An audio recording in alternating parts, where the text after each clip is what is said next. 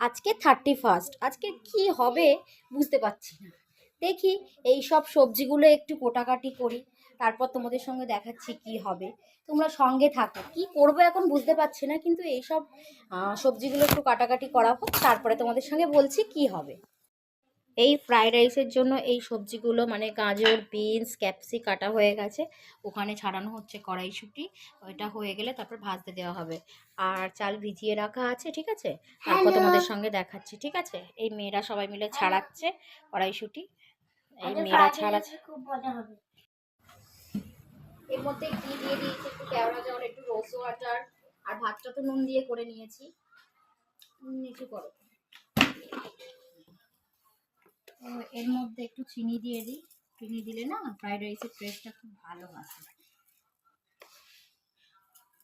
Fried রাইসের টেস্টটা খুব ভালো আসে।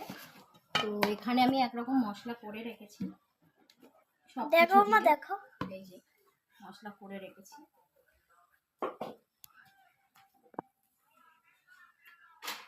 এবারে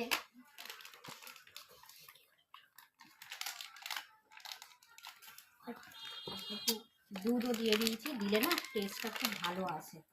দুধটা ভাতের মধ্যে দিলেও হয়, আমি ভেজিটেবলের মধ্যে দিয়ে দিই, কারণ তাহলে সব জায়গায় পড়বে।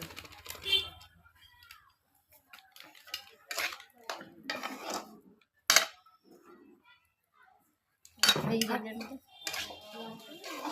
এই দিয়ে দিলাম, তাহলে দেখবে পুরোটার মধ্যে পড়বে, পুরোটা মেখে যাবে, আরও খেতে ভালো হবে। এবারে মশলাটা দিয়ে দিলাম, এই যে মশলাটাই এর মধ্যে দিয়ে দিলাম।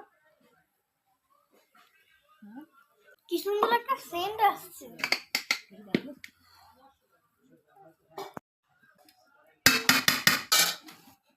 হাতের সাহায্যেই নেড়ে যাবে।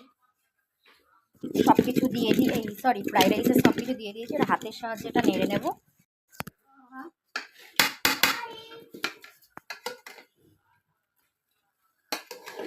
ফ্রাইড রাইসটা এই দিয়ে দিয়েছি।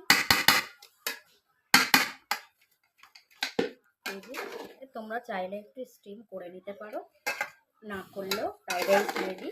ফ্রাইড রাইস আমাদের রেডি হয়ে গেছে, তো এই এখানেই আছে।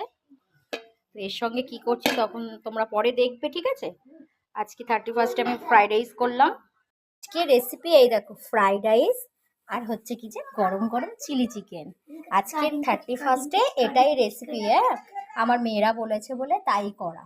তো ওই যে আমার মেয়ে খুব খুশি, তো এবারে ওদের খাবার দেব।